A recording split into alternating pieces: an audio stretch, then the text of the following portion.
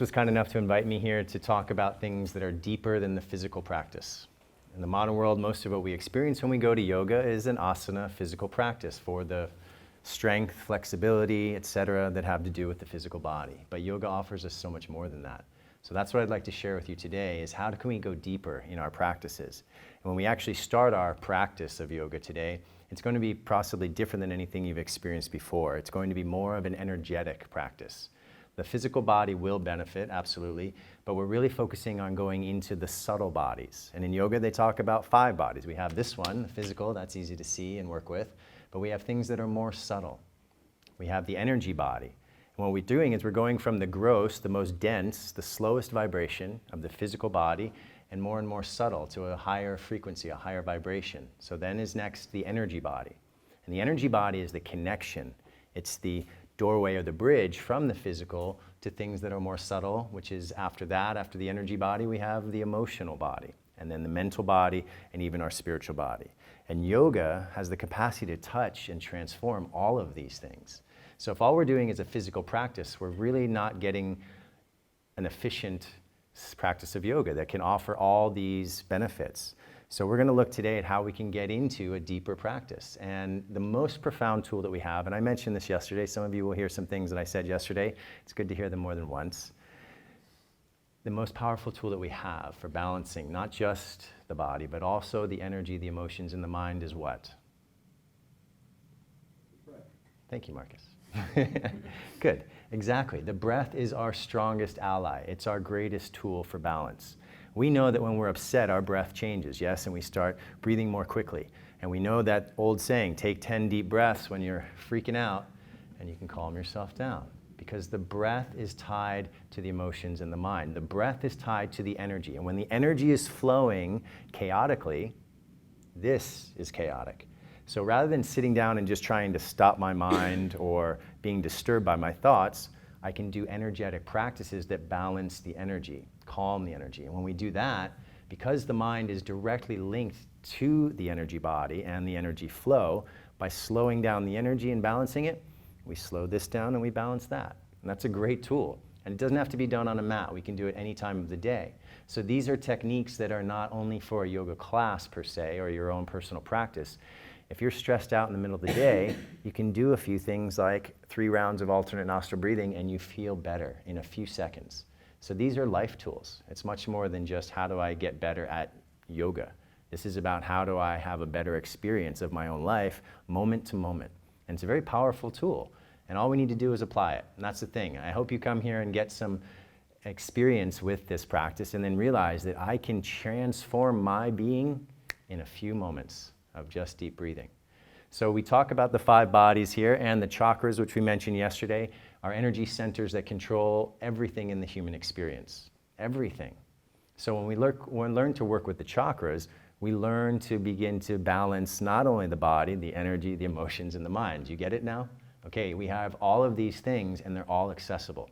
So it's not really in the scope of this talk to talk about every chakra and all the breathing techniques, but I'm encouraging you to find a teacher or find books that can help you to understand what it is through self-analysis that I need to work on to either amplify or let go of, blockages perhaps at the emotional level or mental level and physical level. Then what do I need?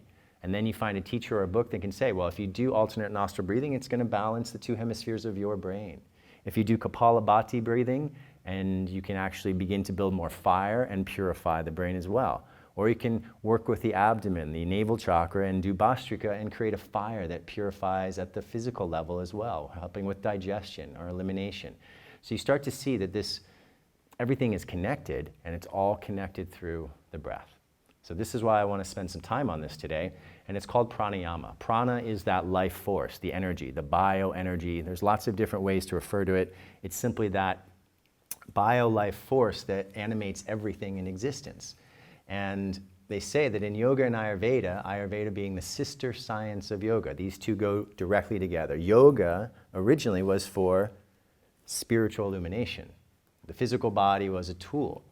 So now yoga's kind of become a physical practice, but originally it was how do we transcend the limitations of the mind and alter our consciousness to have that union, between my mind and the cosmic consciousness or the creator, whatever word you like.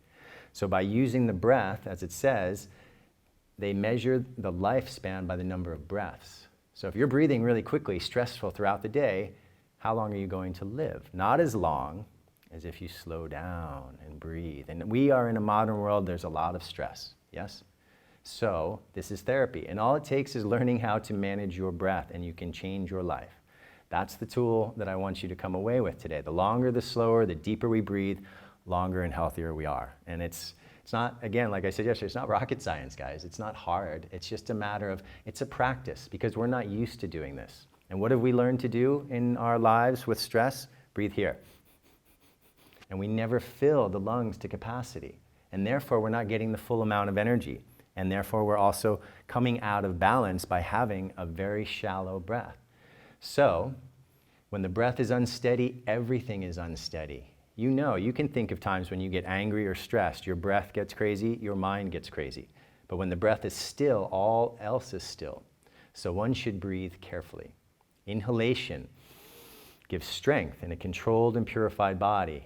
Retention, that means when we hold the breath. After I inhale, I can hold the breath. And this is a very powerful part of the practice. Much more powerful actually than the inhale and the exhale. It's the retention of breath that is the most powerful part of the breathing cycle. And as yogis, we learn to go into deeper and longer retentions of breath because of the magnificent benefits that it has. When we stop that breathing process, it stops sending signals from the respiratory system into the brain that are activating. And that's what starts to slow things down. And there's parts of the brain that are directly connected to breathing that are related to our emotions, the hypothalamus. So if we can learn to control the breath, you get it by now? Okay. Exhalation is totally purifying. So each time we breathe out long and slow, the more we exhale, the more we purify. So this is what we're going to focus on today. In addition to that, we're going to focus on purifying the energy channels. We have 72,000 energy channels according to yoga. Chinese medicine says we have meridians. There are 12 main meridians. And in yoga, we talk about 3 main energy channels. One that's connected to the left nostril that regulates the parasympathetic nervous system, that rest and relaxation, the calming effect. And then we have the right nostril connected to the sympathetic nervous system, and that's our stress response. So by working with breath, we can calm ourselves down, and if we're tired, we can activate ourselves. There's a tool in this science to benefit whatever needs to be benefited and to release or let go of, get rid of what isn't serving us. Now, with that understanding, just to remind you of all the beautiful things it does. Purifies the physical body, the energy channels, emotions, and mind, the chakras. Once you learn more about yoga, you find out what the chakra is related to. My heart chakra is related to my emotions, unconditional love, selfless serviceness, selflessness. And if I feel I have a blockage here, I find the pranayama technique that works directly with this energy center. If I feel like I don't have enough vitality in my life, I'm physically weak at times and I don't have the energy I need to get through the day, work with your root chakra, and there are techniques to do that. So through self-analysis and a little bit of study, here's the instruction manual of how to reach your highest potential. It balances the 2 hemispheres of the brain. The sympathetic and parasympathetic nervous system are also balanced, and it harmonizes your brain waves. I'm just trying to plant these seeds. It's not just some yogic understanding. This is science as well. Modern science is finally catching up to what the yogis have been talking about for thousands of years through analysis with certain technology. But the yogis figured out by going inside themselves, trying these things and understanding how valuable they are just by doing a little bit of practice. Ultimately, what we do in this form of yoga, which is a tantric form of yoga, and everything we do with the body and the breath, all the hatha yoga postures come under the umbrella of the heading Tantra Yoga. So what we're doing in Tantra Yoga is working with this energy, and we're sending it up through the chakras, and ultimately what we want to do is balance this side and this side. That's the ha and that's the ta, the sun and the moon, the masculine and feminine, whatever words you use, yin and yang. We're balancing that, and once we bring balance to these two, we can put it into the central channel, the biggest channel, and that's what's going to open up the chakras. And as we open the chakras, we open up higher levels of, we could say, skill at each level of consciousness that are related to the different chakras, okay? So don't worry if you don't feel energy. I know for many months in my yoga practice, I thought I'd missed something because I couldn't feel what everybody was talking about.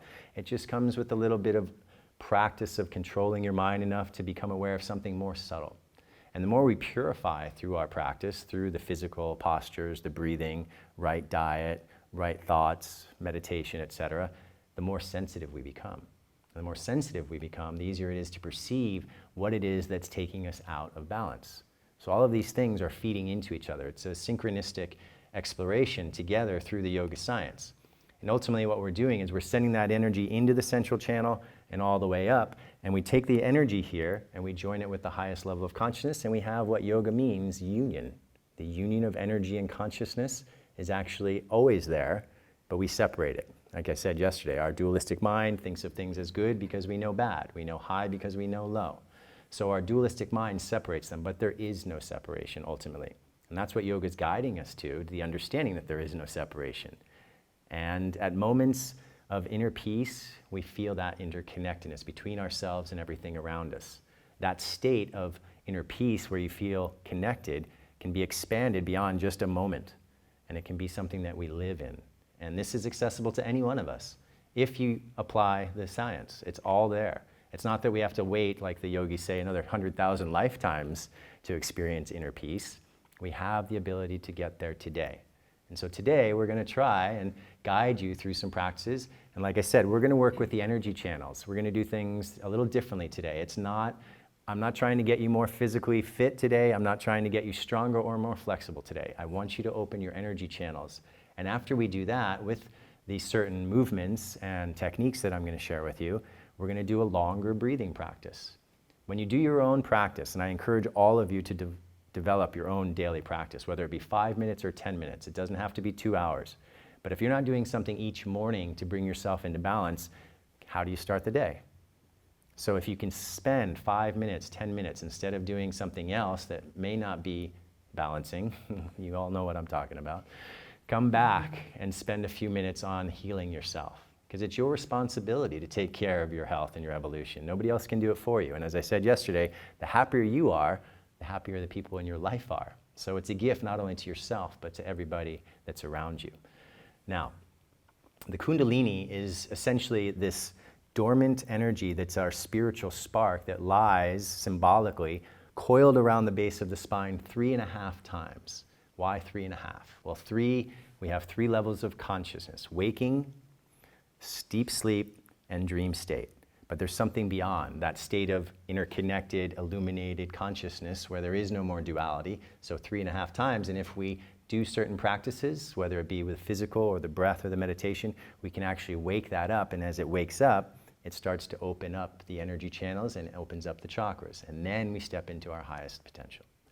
So it's accessible to everybody. You know, I've devoted my life to this and I've been teaching it, and anybody who applies this starts transforming themselves.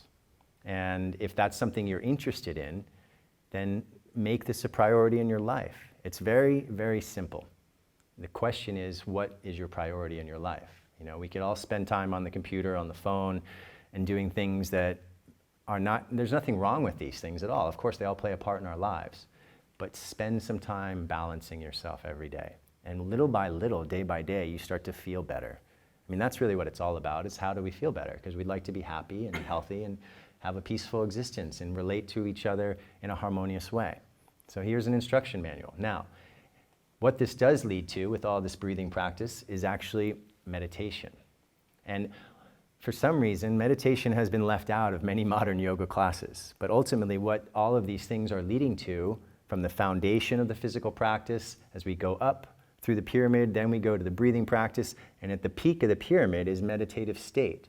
So we can actually enter a meditative state in our physical practice because you become so concentrated, so present. It's like in the zone we talk about in sport, where the only thing that matters is this moment, and that's what the science is guiding us to, how to be in this moment fully.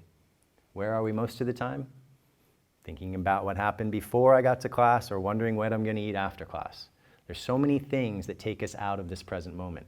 So it's actually a practice of being aware of the thoughts. The more you are aware of your own mind, the more you have the capacity to come back to the present. Because sometimes we start thinking and a half hour's gone by and I've been reliving this fight I had with a friend or a boss or whatever, a partner, and I haven't actually been in this moment. because I've been up here playing a mind game. So the power exists in the now. This is the only place that you can actually awaken to a higher level of consciousness. It's not going to happen if you keep thinking about the future or worrying about what happened in the past. So the gift of this science, and actually all the spiritual teachings, talk about how do we be present. And there's many different techniques or tools or paths to get there. Yoga is only one, but it's a very effective one. It's been around for thousands of years for a reason, because it actually really works. So the meditation part is what we also are guiding ourselves to through our yoga practice. The meditation is the culmination of a traditional practice. We start with the physical body, we go into the energy body, we do pranayama, the breathing practices, then we can do even concentration practices.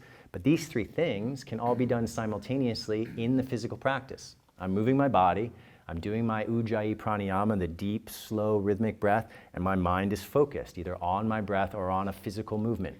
So there I am present. And we're trying to get all the rays of attention, my sight, my sound, my taste even, everything that I have as a form of attention, all of my senses engaged in this present moment. So the physical practice is very good for that. But if we're moving all the time, we're always staying at that really physical level. So this is why ultimately, the end of the practice, we come into stillness. So we like to call this class flowing into stillness. And everything guides us to the seat. And most of the real deep experiences that we can have through yoga are in stillness. So we do our breathing practice, alternate nostril breathing, whatever it is that works for you, and we'll do some of that today. And then we close our eyes and we start to observe the mind. And that's where it gets really interesting, because that thing is crazy. So understanding that we need to learn about our mind is the ultimate step in yoga, that then we can transcend the mind and get out of this thing that drives us nuts. And as I said yesterday, step back and be the observer. Yoga is about guiding us to become the witness of our existence. We are two things simultaneously. We are in the experience, but also we are the observer or the witness of what's happening. And if we only stay in the experience without observing it, we can get swept away by the emotions, the chaos that surrounds us in life. But if we can also be the observer and realize that observer state is always a peaceful state. It's not changed by what it's observing. So this is another gift of finding that inner peace by becoming the observer. And practicing meditation is what gives us the capacity to become the observer. So in today's meditation, we're going to do a few different things. First, we're going to do some breathing up and down the spine to clear that central channel. And that allows energy to go into the energy centers or the chakras. Then we're going to come into the mind. And we're going to breathe in and out through the third eye. And I'm doing this on purpose to start to bring more energy into this mind center, because the mind is the tool that we want to work with. Then after that, we drop into the heart, because ultimately where we're going is beyond the mind. And what's beyond the mind is unconditional love. It's only the mind that gets in the way and creates this sense of separation.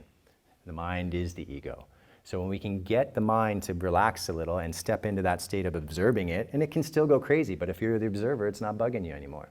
Then you drop down into the heart and you bring this energy here and you open this and you release whatever is preventing us from feeling unconditional love. And we all have blockages. It's part of human nature. But as Buddha said, there is suffering, but there's also a way out. So by coming into the heart space and using the breath, everything is energy, including your emotions, including your thoughts. By using the breath, you can start to balance those emotions. And now we build a wall around our heart because we've been hurt. And in a way that serves a purpose, yes? But also it blocks things, the good stuff, from coming in and going out. So we need to be able to access that space of the heart, and we can do it through our meditation and through our breath in conjunction with each other. So the breath is the key, and working with the energy, balancing the energy is what balances the thoughts and the mind. Now, in the old days, people would say in the beginning of yoga, it was just sit and try to focus on the infinite. You know, the famous sage Patanjali wrote a book called the Yoga Sutras, and his instruction was to close your eyes and focus on the infinite. That was a long time ago. It was a different type of climate in which he was living. A lot of different distractions that we have today. So what came a few years later was the Hatha Yoga practice, which said, let's balance the energy to get to the balance of the mind. And it's very practical, and it's very simple. So that's what we're working with today. We're going to try to balance the energy and guide us into that state of calmness at the end of practice. And in that state of peace and stillness, that's where the healing happens. Our body is constantly stimulated in the modern world. What we all need is stillness and peace. So if you're doing constant vinyasa practice, flow practice, that's great for the physical body, but try to incorporate into your life some stillness. That's where the medicine lies. That's where the therapy, the thing that we need most in our modern world is to slow down and become calm and quiet. Let go. We're addicted to stimulations, to be honest. And if you sit still, you'll notice how addicted you are to stimulation. So it may be challenging. I can't lie to you. This is not necessarily easy, but if you have as a priority to be the best person you can be, stepping into stillness is one of the fundamental building blocks of fulfilling your potential. Because it's within the stillness that we access the innate messages or intuition that's beyond the mind. And the lessons of the heart come forward. That idea that everything is love is obscured by this crazy guy. So come into the heart, and that's what we're going to do today. We'll finish with coming into the heart to finish our practice. Okay? So much more to be said. As you know, I love to talk about this stuff, and I do it for months at a time. Anyway, we're filming this. You can have it. We're going to film the practice. You can have that. We're going to put it all on YouTube. Our goal is to get as much information out there as we can so that everybody can bring it into your lives. And my other main message besides breathing is try to do something every morning. You know, just set the alarm 10 minutes earlier. Set aside 10 minutes and do 10 minutes of alternate nostril breathing. You feel great. You know, you don't need the things that don't serve us, like the caffeine and the cigarettes and the stimulation, the stimulants, to get out of bed. If you do a little bit of self-practice, and this is a habit, and it takes discipline. And most of us, it's very easy to have an excuse why I can't do it. But excuses have never served anybody. Okay, so look yourself in the mirror and say, who do I want to be? So can I spend 10 minutes in the morning making myself feel better and then making me a better person with everybody I interact with? If you can't do that, then you need to look clear as to why not. Okay, all right, I'm not your life coach yet. So do this for your own good, benefit from it, and let's have a great practice together. Are there any questions before I go into the practice? I want to practice as long as I can. I love to practice for 2 or 3 hours with you, but right now we have about an hour and a half, okay? And we'll do what we can together.